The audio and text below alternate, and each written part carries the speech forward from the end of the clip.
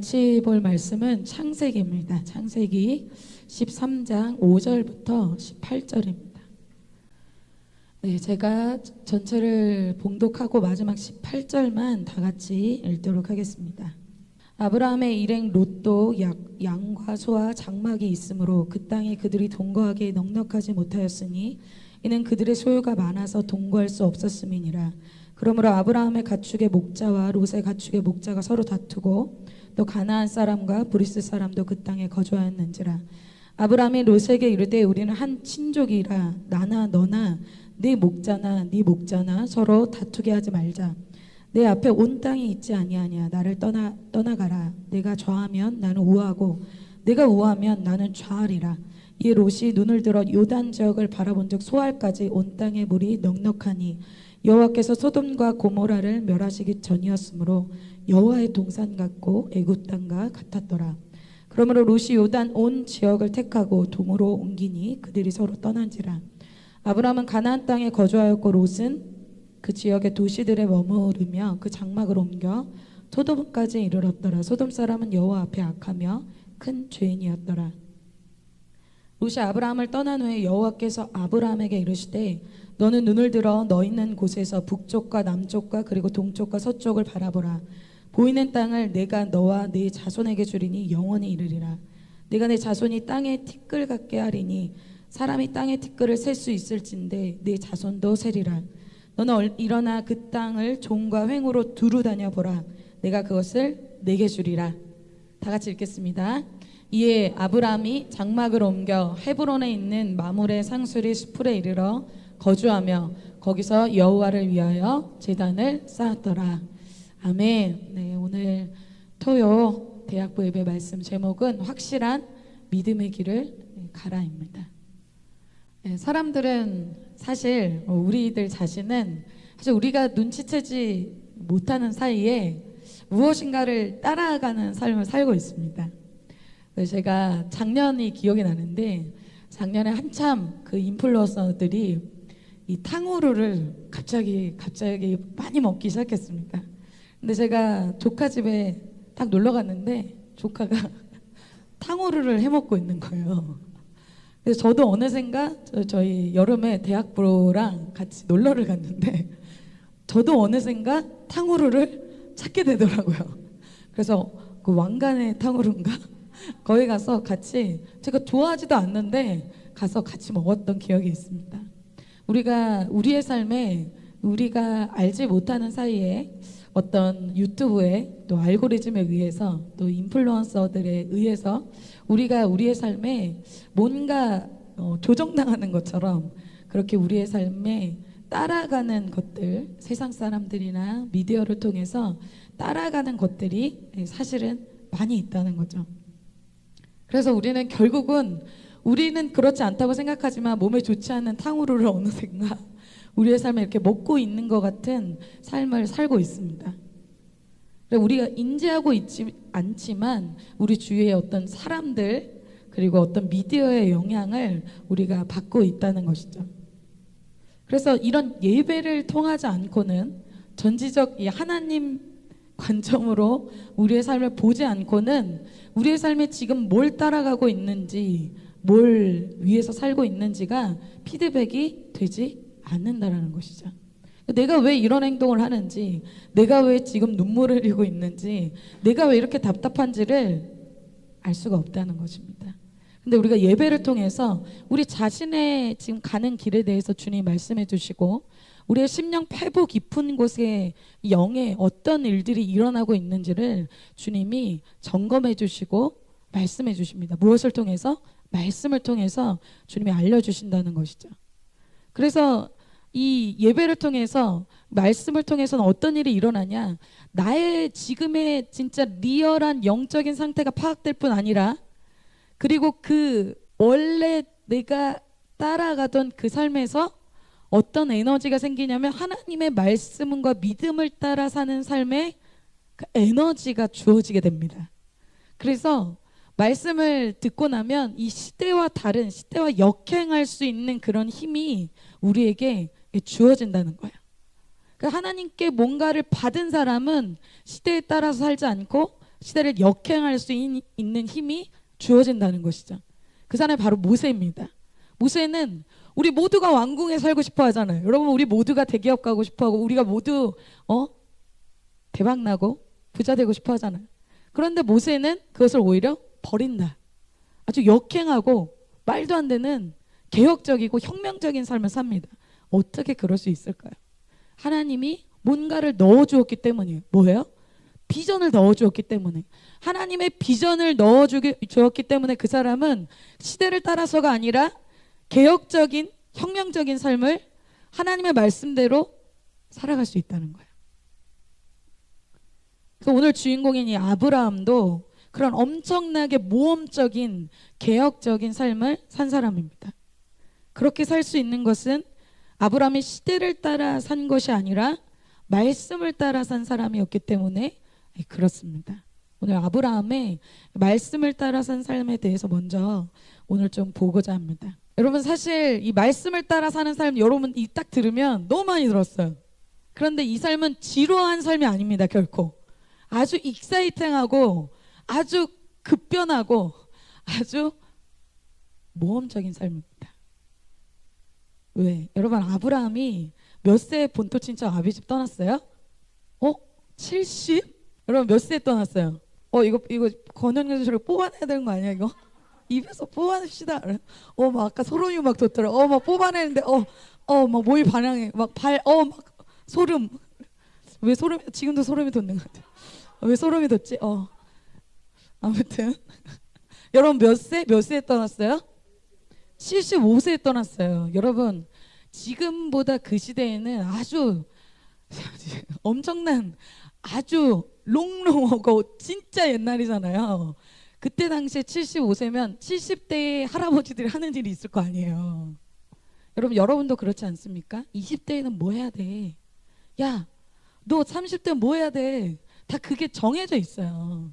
그 흐름에, 그 시즌에 야, 이거 해야지. 그런 시즌이 있다. 근데 아브라함이 75세 말도 안 되게 본토 친척 아비 떠나는 거 굉장히 모험적이고 역행적이고 혁명적인 일입니다. 말씀을 따라 사는 삶은 어때요? 이렇게 엄청나다는 거예요.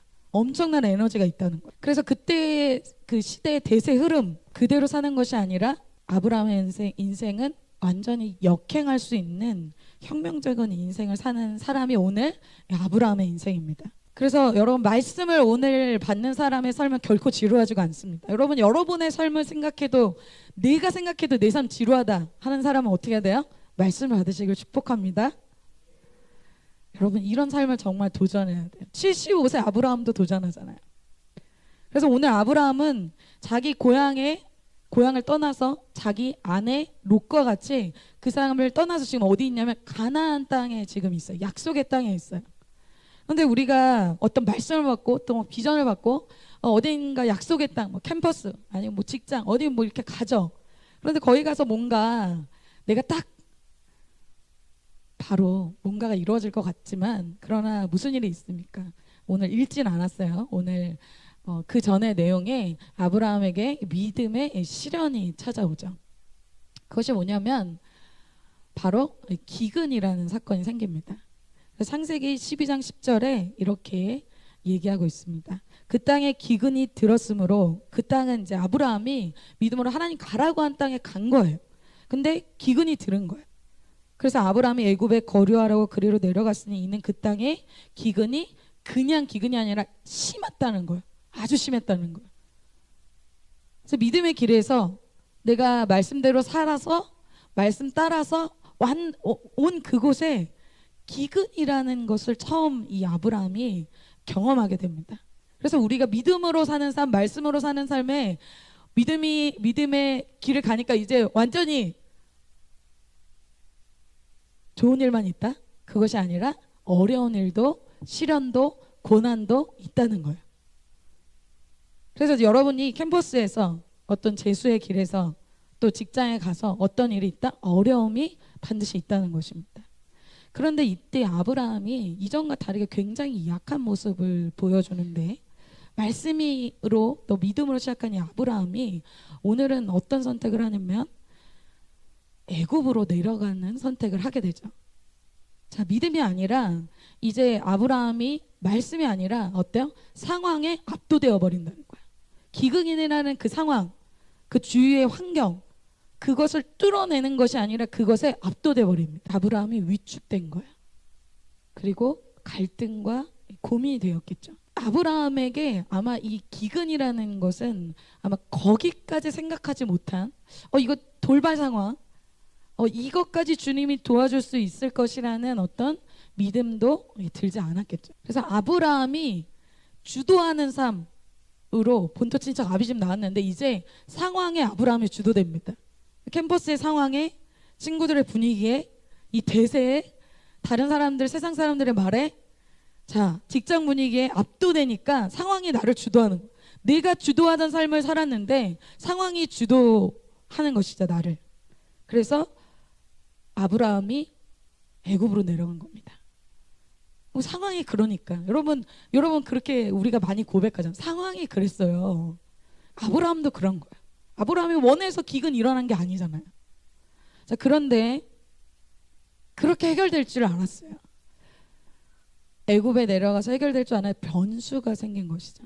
바로 애굽 왕 바로가 자기 사라 아내를 이 후궁으로 데리고 간 거예요. 아브라함의 선택 결과가 어떻게 됐을까요? 사라가 잡혀가게 만든 거예요. 그런데 이것은 영적으로 볼 때는 어떤 사건이냐? 사라에게만 위험이 처했다. 황당한 일이 벌어졌다. 사라가 너무 예뻐서 바로 애굽 왕이 데리고 갔다. 이런 사건 정도의 사건이 사실 아닙니다. 자, 여러분, 사라는 어떤 사람일까요? 이 아브라함의 비전의 삶에 있어서 비전을 이룰 수 있는 굉장한 반드시 필요한 사람입니다. 왜? 이 아브라함에게 믿음의 자손을 낳아야 되는 비전을 받았잖아요. 그런데 이 사라가 애굽 왕의 후궁으로 잡혀간 거예요. 그것은 뭘 얘기할까요? 우리가 먼저 그 내용을 한번 봐야겠네요. 창세기 12장 14절 16절 14절 15절 16절. 이거는 사라에게만 위험한 것이 아니라 어떤 것이 비전의 위협을 받고 있다는 거예요. 자, 14절. 아브라함이 애굽에 이르렀을 때 애굽 사람들이 그 여인이 심히 아리따움을 보았고, 여러분 진짜 사라가 너무 예뻤던 것 같아요. 여러분 지금 나이가 몇 살이었을까? 한 10살 차이 났어도 한 60세? 여러분 저는 참 상상이 안 가는데 그 심히 보고 오잉 이럴 정도로 너무 예뻤다는 거예요. 60세에 잘 상상이 안 가지만 15절. 바로의 고관들도 그를 보고 바로 앞에서 칭찬했대. 와, 그 여인이 진짜 예쁘더이다.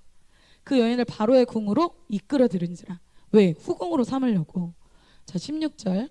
이에 바로가 그로 말미암아 아브라함을 후대함으로, 이제 누이라고 했기 때문에 자, 누이를 데려가는 대신 내가 이것을 줄게 하고 지금 양과 소와 노비, 사람까지 줬어. 암수, 나귀, 낙타, 너무너무 많은 것을 대가로 준 거예요. 자, 지금 이런 상황이에요. 자, 내 생각으로, 내 계획으로 애굽에 내려갔어요. 내가 세상의 방법을 선택하면 선택할수록 어떻게 될까요? 그 당시에는 지혜로운 것 같은데 하나님이 나에게 주신 비전과는 멀어진. 그래서 여러분, 세상의 방법을 이 애굽에 내려가는 방법을 이 아브라함이 선택하자 어떻게 돼요? 믿음의 이 가정, 믿음의 공동체에 자기에게 주신 이 비전, 이 모든 것이 파괴되기 시작합니다. 세상의 것을 선택할수록 하나님이 주신 비전과는 여러분 멀어지는 거예요. 그런데 지금 한번 볼까요? 여러분, 지금 이게 창세기 13장 내용이에요, 오늘이. 근데 아브라함이 본토 친척 아비집 떠나는 내용이 뭐냐면 12장이에요. 한 장만에 이렇게 된 거예요. 그게 뭐예요? 아브라함이 믿음의 길을 시작했잖아요. 롯도 믿음의 길을 시작했어요. 그런데 도착하자마자 얼마 되지 않아서 이런 어때요? 아주 연약한 모습이 드러난 것이죠. 처음 비전 받고 시작하자마자 이 아브라함의 연약함만이 드러나게 됩니다. 한 것도 없고 이룬 것도 없는데 뭐예요? 지금 아브라함 믿음의 조상하고 12장 시작했는데 13장에 엄청 부끄러운 모습만 나타나는 거예요.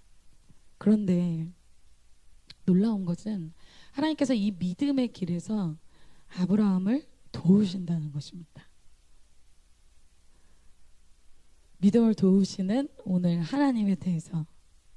그래서 오늘 아내가 바로 궁에 잡혀갔어요. 그런데 결론은 오늘 5절, 6절부터 저희가 읽은 절부터 먼저 결론부터 보여드립니다. 5절과 6절에 이렇게 얘기하고 있어요. 어떻게 된 걸까요? 아브라함 또 아내 롯이 이 약속의 땅으로 애굽에서가 아니라 다시 약속의 땅으로 돌아왔어요. 돌아올 때는 그들의 소유가 너무 많아진 상태로 돌아온 거예요. 어떻게 이런 일이 일어났던 것인가? 여러분 생각해 보세요. 이 아브라함은 본토지척 아비집을 떠났어요. 자기를 도와줄 주위의 사람이 없다는 뜻이에요. 그리고 광야 같은 나그네 생활, 텐트, 장막에서 살았다는 거예요. 자기 소유를 늘릴 수가 없는 상황이에요. 말도 안 되는 지금 상황과 축복이 이 아브라함의 가정에 일어났다는 거죠. 왜? 하나님이 이 사건에 개입을 하십니다. 하나님이 바로의 집에 나타나셔서 바로를 주님이 직접 재앙을 내리세요. 그리고 아내 사라를 보내도록 주님이 이끄십니다. 그게 창세기 12장 17절부터 18절 20절이에요. 여호와께서 아브라함의 아내 사라의 일로 바로와 그 집에 큰 재앙을 내리신지라. 바로가 아브라함을 불러서 이르되 내가 어찌하여 나에게 이렇게 행하였느냐, 내가 어찌하여 그를 내 아내라고 내게 말하지 아니하였느냐. 바로가 알게 된 거죠. 집안에 그 사라를 데리고 오자마자 집안에 재앙, 아마 병이 번졌던지 어떤 재앙이 일어난 거예요. 이게 사라가 온과 동시에 일어났기 때문에 알게 된 거죠. 그리고 하나님이 알려주신 거겠죠. 내 아내, 누이가 아니었지, 내 아내였지, 왜 말하지 않았어? 20절 바로가 사람들에게 그의 일을 명하매 그들이 그와 함께 그의 아내와 그의 모든 소유를 보내었더라. 이게 굉장한 축복이에요. 왜? 왕을 속였잖아요. 그럼 어떻게 돼? 즉각 쳐요. 그런데 바로가 오히려 아내도 보내주고 아까 주었던 모든 소유도 다 빼앗지 않고 그냥 다 준 거예요. 이게 특별한 하나님의 보호하심이죠. 아브라함이 해결할 수 없는 이 일을 하나님이 해결해 주신 거예요. 하나님이 도와주지 않았다면 어떻게 됐을까요? 비전도 사명도 사실 끝난 거예요. 이러한 과정에서 아브라함이 어떻게 되길 하나님이 원하실까요? 믿음이 자라나길 원하신 거예요. 여러분, 그 믿음은 뭘까요? 나에 대한 믿음이 아니라 하나님에 대한 믿음이 자라나는 거예요. 이 믿음에 근거하지 않은 자기 열심으로 하는 신앙은 어때요? 내가 열심히 하면 교만해지고 내가 또 못하면 낙담해요. 그래서 한다 못했다 막 천국 갔다 지옥 갔다 막 이래요. 근거가 나에게 있는 거예요. 그런데 아브라함의 사실 잘한 게 없어요. 그런데 오늘 하나님이 내가 이렇게 연약한데 하나님이 나를 이렇게 채워주시고 하나님 나를 이렇게 보호하시는구나. 그것을 아브라함이 깨닫게 되는 거예요. 믿음이라는 것은 그래서 나를 의지하는 것이 점점 없어지는 것입니다. 나의 강한 것이 점점 없어져요. 주장하는 것이 점점 없어져요. 내가 이렇게 연약하고 이렇게 부족한데 크신 하나님이 나를 이렇게 채우시는구나. 그게 믿음의 사람입니다. 여러분 한번 생각해 볼까요? 만약에 아브라함이 이렇게 너 부르심 받았는데 너 이거밖에 못해? 바로 즉각 심판하면은 어떻게 될까요? 여기 우리 중에 남아있는 사람 아무도 없습니다. 그래서 시편 103편 8절부터는 하나님에 대해서 이렇게 말씀하고 있어요. 우리 자매님들이 한번 읽어봐 주시겠습니다. 시작. 여호와는 긍휼이 많으시고 은혜로우시며 노하기를 더디하시고 인자하심이 풍부하시도다. 9절. 자주 경책하지 아니하시며 노를 영원히 품지 아니하시리로다. 10절. 우리의 죄를 따라 우리를 처벌하지는 아니하시며 우리의 죄악을 따라 우리에게 그대로 갚지는 아니하셨으니.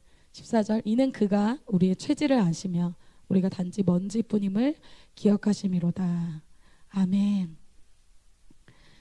주님이 만약에 우리가 실수하는 족족, 실패하는 족족 만약에 자주 경책하시고 자주 주님이 정죄하시고 판단하시면 어때요?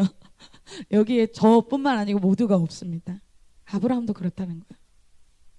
아브라함이 자기 계산으로 애굽에 내려가서 이 쓰디쓴 이 실패를 경험했죠. 그런데 돌아올 때는 하나님의 채우심으로 공급하심으로 아주 멋지게 돌아온다는 거예요. 자, 하나님이 누구 위주로 일하신다는 겁니까? 하나님이 연약하지만 하나님의 말씀을 따라 살고 하나님의 사명을 따라 사는 사람 위주로 하나님이 일하신다는 거예요. 그럼 그걸 믿으시길 바랍니다. 오늘 그리고 나서의 이야기가 사실 본문이에요. 7절입니다. 그러므로 아브라함의 가축의 목자와 롯의 가축의 목자가 서로 다투고 또 가나안 사람과 브리스 사람도 그 땅에 거하였는지라.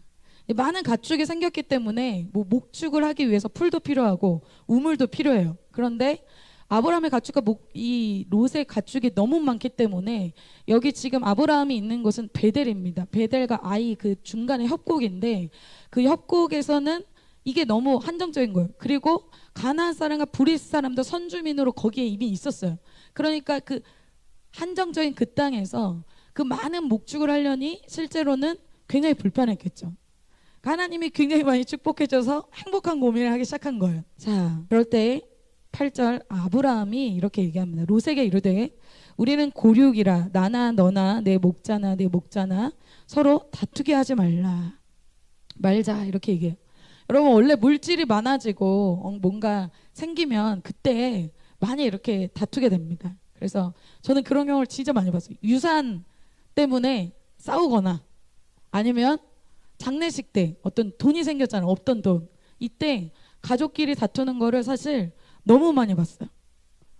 그래서 이 물질이 없을 때는 더 문제가 안 되는데 물질이 생기면 막 다투는 거예요. 그래서 지금 사실은 물질이 많은 게 다툼의 원인이 됐잖아요. 근데 이때 아브라함이 이전과 다르게 성급하게 결정을 내리지 않습니다. 자기 계획, 자기 생각대로 이제 아브라함이 하지 않는다는 거예요. 오히려 이번에는 어때요? 아브라함이 지금 이렇게 채워진 물질은 누구 때문에 채워진 거예요? 하나님 때문에 채워진 거예요. 자기 한 게 없는데 하나님이 자기에게 축복해 주셔서 채워진 거죠. 이 축복을 세상적인 방법으로 처리하지 않고 하나님의 방법, 하나님의 인격으로 처리한다는 거예요. 여러분 이것이 아버지 하나님과 신앙하는 사람의 아주 유니크한 모습입니다. 그게 뭐냐면 여러분 세상 사람들이 이럴 때 어떻게 할까요? 네가 더 뭔가 더 가져가기 위해서 손해보지 않기 위해서 경쟁하잖아요. 다투잖아요. 여러분 왜 그럴까요? 고아는 억울한 게 많고 자기 것을 항상 챙겨야 되고 자기 것을 악착같이 지켜내야 되는 것이 고아입니다. 왜? 자기의 보호자가 없잖아요. 그런데 자기 아버지가 놀라운 부자라면 그렇게 연연하지 않습니다. 그냥 나눠주는 거예요. 그냥 먼저 선택하도록 해주는 거예요. 그래서 남과 경쟁하거나 비교하지 않게 돼요. 믿음의 선택을 할 수 있다는 거죠. 아브라함이 오늘 믿음의 선택을 하게 됩니다. 원래 선택권은 여러분 누구에게 가장 먼저 있을까요? 자, 너와 나의 목자가 지금 싸우고 있어. 그러니까 땅을 나누자 할 때 아브라함이 선택해야겠죠. 왜? 아브라함 때문에 이것을 얻게 됐잖아요. 아브라함이 이 모든 것의 사실은 주인이에요. 그런데 지금 이 모든 고생은 사실 사라가 많이 했는데 사라에 대해서는 오늘 다 나누지 못할 것 같습니다. 이 시련을 아브라함과 이 사라가 다 경험하고 그것 때문에 그냥 옆에 있다가 혜택을 얻은 사람이 바로 롯입니다. 이 숙부 이 아브라함 때문에 어떻게 됐대요? 5절에 아브라함의 일행 롯도 그냥 껴서 양과 소와 장막이 있어요. 그래서 여러분 지금 선택권은 누구에게 처음에 있다? 원래 아브라함에게 있습니다. 그런데 롯에게 먼저 선택할수록 할 수 있도록 오늘 얘기해요. 9절에 아멘. 여러분 세상에서 이렇게 말하는 사람 있습니까? 별로 없습니다. 이 아브라함의 말 속에 뭐가 들어가 있는 거야? 내가 손해를 볼게 라는 말이 들어가 있는 거예요. 그쵸? 너 알아서 잘 선택해라 이게 아니에요. 네가 먼저 선택하는 그 좋은 걸 선택해도 나는 다른 걸 후자를 선택할게. 얼마나 롯에 대한 많은 사랑과 배려와 희생이 있습니까? 근데 아브라함은 하나님께 받은 이 희생, 또 하나님께 받은 이 축복들, 이것을 어떻게 하는 걸까요? 다른 사람에게 기꺼이 나눠주는 신앙이 됐다는 거예요. 왜? 자기가 사실 노력해서 받은 게 아니잖아요. 정말 솔직히 얘기하면. 그래서 이런 자격 없는 자기를 사랑하신 그 주님을 생각하면 기꺼이 네가 먼저 선택해 할 수 있다는 거예요. 여러분, 아까 이야기한 것처럼 하나님 아버지의 그 놀라운 사랑과 공급과 은혜를 받은 사람들은 남에게도 그러한 삶을 살 수가 있습니다. 늘 인색하고 늘 막 부족해하고 항상 울고 그런 사람들 어때요? 그냥 고아 같죠. 불쌍하죠. 그래서 아브라함은 오늘 넉넉하게 이 롯을 대할 때 아주 여유가 있습니다. 그렇게 했을 때 또 여러분 생각할 때 그럴 거 아니에요. 아브라함도 생각이 있는데 얘가 좋은 걸 선택할 건데, 만약에 좋은 걸 선택하더라도 아브라함에게는 어떤 마음이 있을까요? 하나님이 나한테 갚아주실 거야. 사람에게 기대하거나 사람에게 뭔가를 원하진 않아요. 하나님이 나에게 그래도 갚아주시는 분이기 때문에 하나님을 기대하는 것이죠. 그런데 여러분 한번 생각해 볼까요? 사실 롯도 이런 희생과 사랑을 받은 사람이잖아요. 롯이 아브라함처럼 하나님의 음성 들어서 떠난 건 아닙니다. 아브라함이 하나님의 음성을 들었고 정말 혁명적이고 놀라운 이 모험적인 삶을 아브라함이 시작할 때 그냥 롯이 자기는 음성 못 들었지만 그런 공동체, 믿음의 공동체에 그냥 같이 합승해서 같이 이런 삶을, 보트 친척 아비집을 떠날 수 없는 사람인데 떠나게 된 거예요. 물론 롯도 믿음이 있으니까 떠났겠죠.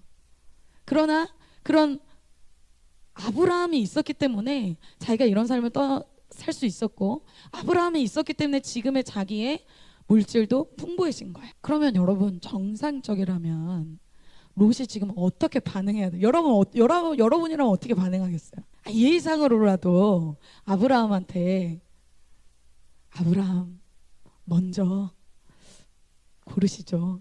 예의상으로라도 그렇게 하지 않겠어요? 그런데 오늘 말이 끝나자마자 네가 좌하면 내가 우하고 우하면 좌할게 이렇게 얘기하자마자 10절에 롯이 뭐라 합니까? 롯이 그래요?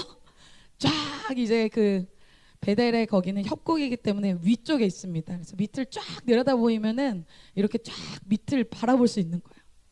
요단들을 쫙 바라보니까 이곳이 에덴 동산 같고 애굽 땅 같았다는 거예요. 거기는 강들을 다 끼고 있어요. 에덴 동산에 여러분 막 강들이 4개의 강이 있더라 막 그러잖아요. 그리고 애굽에는 나일 강이 있죠. 그런 것처럼 비옥한 땅이 아주 요단 쪽에 있었던 거예요. 무엇이 롯의 눈에 들어왔습니까?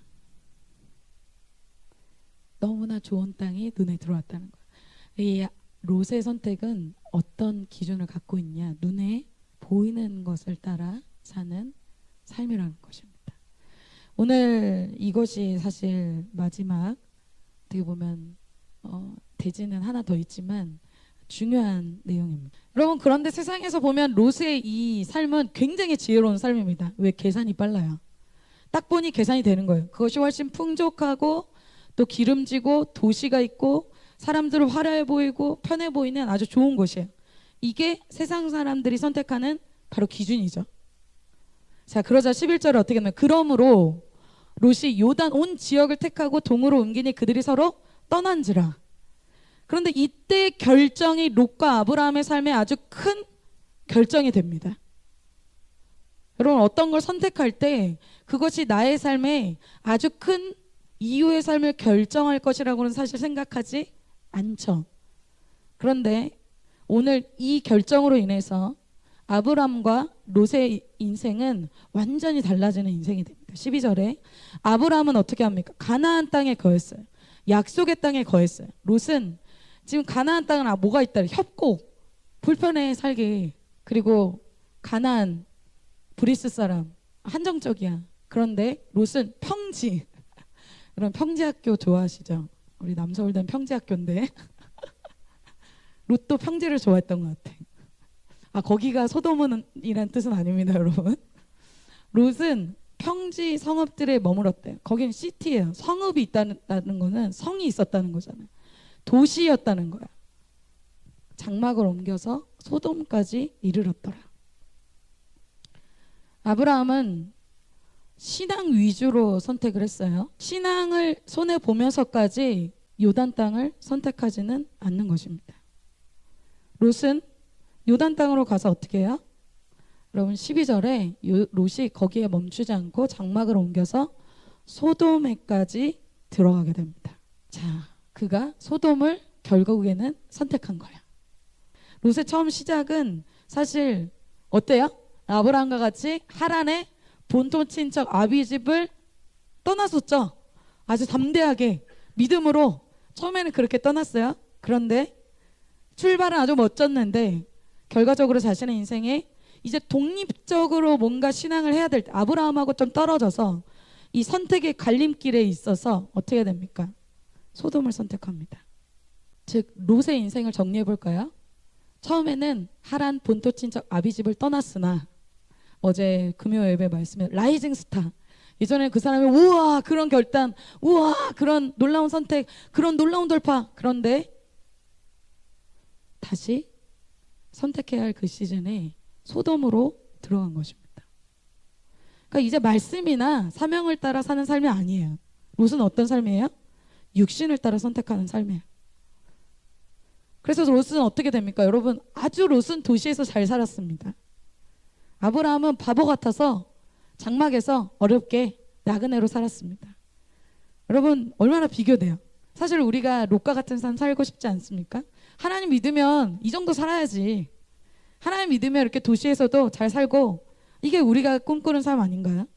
그러나 이 선택에 대해서 하나님이 이렇게 말씀하십니다. 13절입니다. 소돔 사람은 악하여 여호와 앞에 큰 죄인이었더라. 여러분, 아까 무엇인가를 따라가는 삶이라고 얘기했어요. 우리의 삶이. 하나님이 보시는 소돔은 에돔 같고, 아니 애굽 같고 에덴 동산 같지 않았다는 거예요. 하나님이 보시는 소돔 그 성의 사람은 악해서 하나님이 보실 때 아주 큰 죄악의 도시였다는 거예요. 하나님 앞에서는 그 장소가 악한 장소이며 악한 죄가 넘쳐나는 곳이었다는 거예요. 여러분, 세상에서는 이런 곳이 핫플이잖아요. 그곳에 가기를 좋아하잖아요. 그래서 여러분이 학교를 선택하는 거, 직장을 선택하는 거, 나중에 이제 결혼을 선택하는 거, 선택의 순간이 있어요. 그리고 사람마다 나름대로 선택의 기준이 나름대로 다 있습니다. 아브라함이라면 여러분 어떻게 했을까요? 아브라함이라면 자기가 먼저 선택했더라도 이 땅을 선택하지 않았을 것입니다. 하나님이 보시기에 그 땅이 어떠한 땅인지가 더 중요하기 때문이죠. 장소가 아무리 편하고 사람들이 보기에 화려해도 하나님이 원하시지 않는 곳에서 아브라함은 분리되는 것입니다. 여러분 생각해 보세요. 아브라함도 애굽으로 내려갔잖아요. 여러분, 지금 롯은 기근 때문에 애굽에 간 게, 기근 때문에 지금 소돔에 간 게 아니에요. 먹을 게 없어서 간 게 아니라는 거예요. 세상적인 욕심 때문에 소돔을 선택한 거예요. 세상적인 그 욕심이 죄를 잉태해요. 롯에게 주어진 것이 아주 많아졌죠. 주어진 것에서 더 많은 것을 가지려 할수록 그 욕심이 죄를 낳게 해요. 그러면 나중에 어떻게 신앙은 바닥을 치게 됩니다. 꼬꾸라지게 돼요. 롯이 이미 많이 갖고 있잖아요. 그런데 더 갖고 싶은 거예요. 더 지고 싶은 거예요. 더 누리고 싶은 거예요. 불만족한 거예요. 우리가 학교가 안 될 때 여러분 막 학교만 되게 해주세요 막 그러잖아요. 학교 들어가면 어때요? 하나님 왜 안 도와주십니까? 말이 바뀌죠. 우리의 신앙의 위기는 무엇인가 안 됐을 때가 문제가 아니에요. 지금 신앙의 위기는 우리에게 무엇인가 채워졌을 때가 위기라는 거예요. 내가 채워지고 나서 그 다음 선택을 무엇을 하느냐가 사실 우리의 신앙의 아주 중요한 변곡점이 된다는 거예요. 여러분, 이스라엘의 최대 위기는 언제 오냐? 홍해를 앞에 두고 있을 때가 아니에요.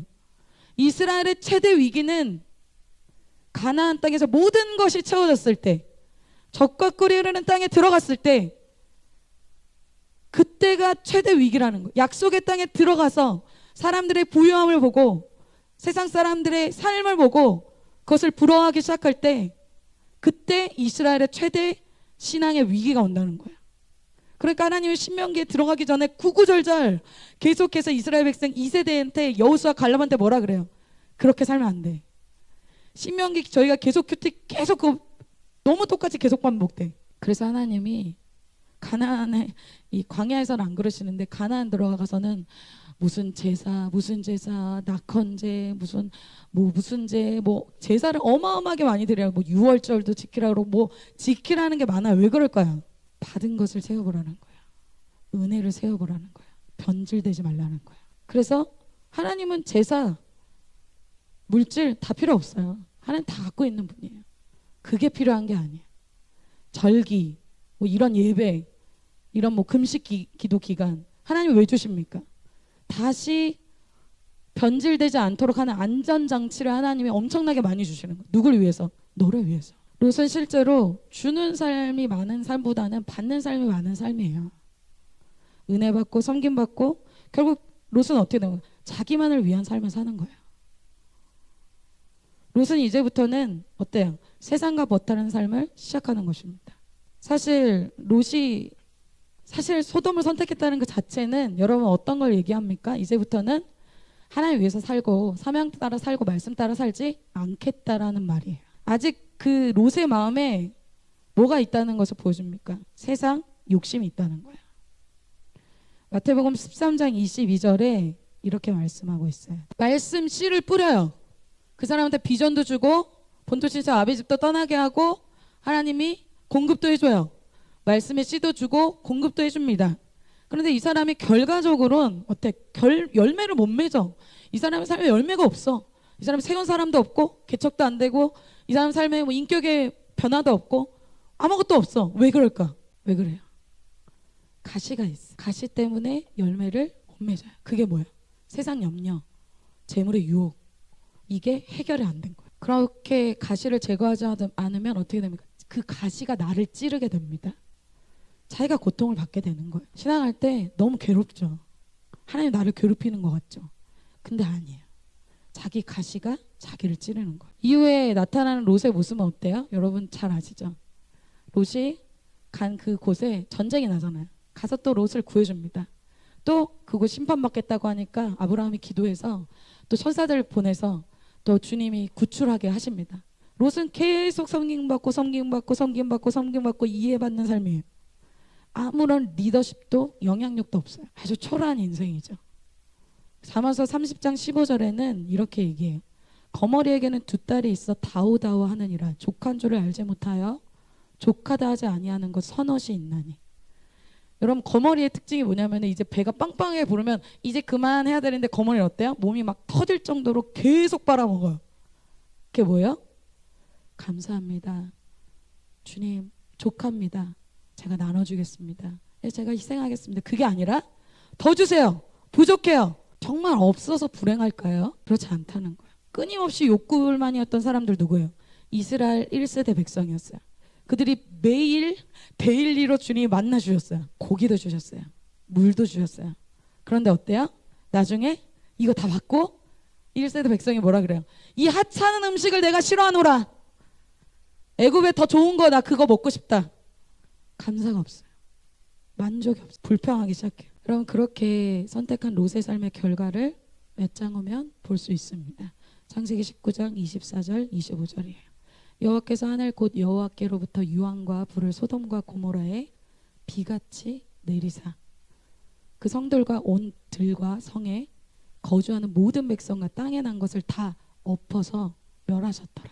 여러분 롯이 자기 지혜로 가서 그 도시에서 살아야지.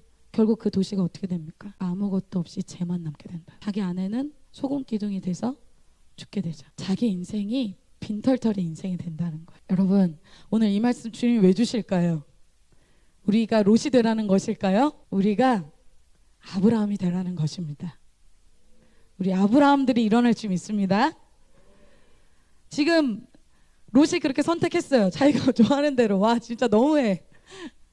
저도 자주 이러는 것 같아요. 그리고 롯이 이걸 선택하자마자 떠났어. 빠이 하고 떠났어요. 아브라함이 덩그러니 남았죠. 이제 약속의 땅에 남겨진 아브라함의 인생에 대해서 하나님이 그 다음 구절에서 쫙 얘기하시는 게 뭐예요? 하나님이 아브라함의 인생을 인정하신다는 거예요. 마지막 보겠습니다. 자, 자기 욕심대로 막 세상의 방법대로 도시를 향해서 롯이 떠나자 하나님이 아브라함에게 즉시로 찾아오십니다. 14절. 롯이 아브라함을 떠난 후에 여호와께서 아브라함에게 이르시되, 그래 주님 뭐라 그래요?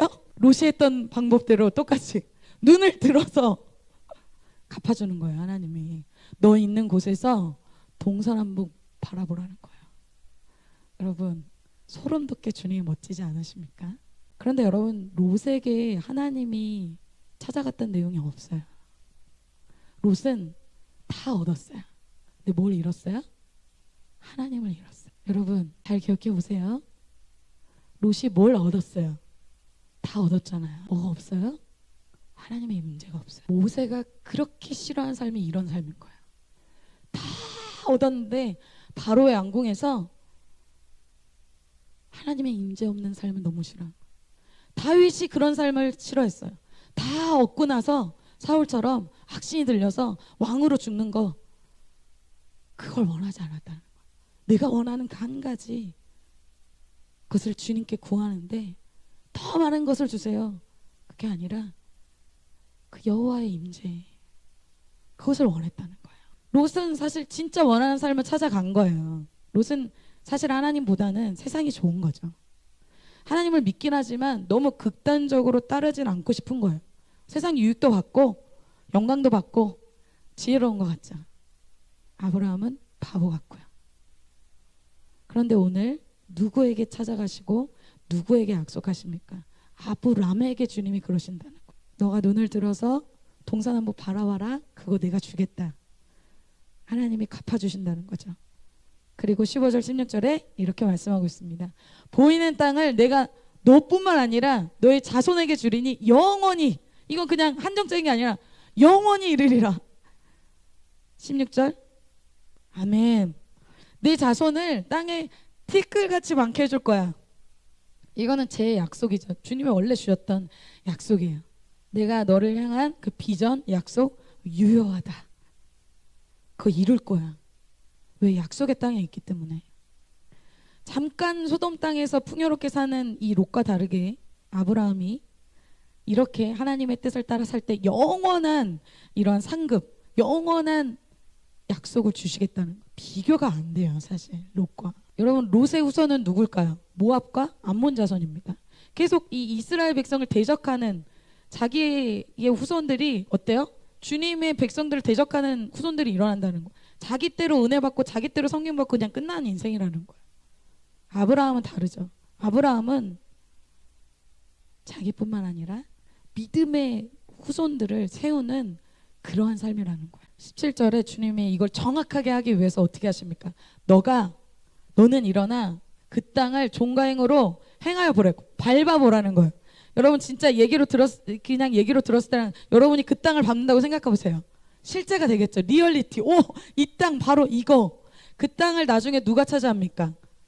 이스라엘 2세대 여호수아 갈렙 2세대가 그 땅을 나중에 430년 후에 밟게 된다는 거. 4대 만에 밟게 된다는 거. 그 약속을 믿고 아브라함이 마지막으로 약속의 땅에 계속 거하게 됩니다. 아브라함은 뭐 주위 사람들이 어떻게 살건, 나의 가족이, 나의 친척이 어떻게 살건, 나의 친구가 어떻게 살건 자기는 하나님의 말씀대로 살아갑니다.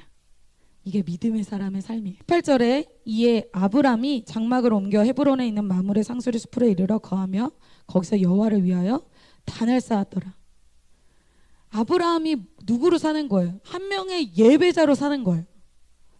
옆에 사람들이 하나둘씩 다 세상으로 가고 타협하고 신앙을 포기해도 자신만의 하나님의 약속의 땅에 머무르고 그곳에 믿음으로 살았다라는 것입니다.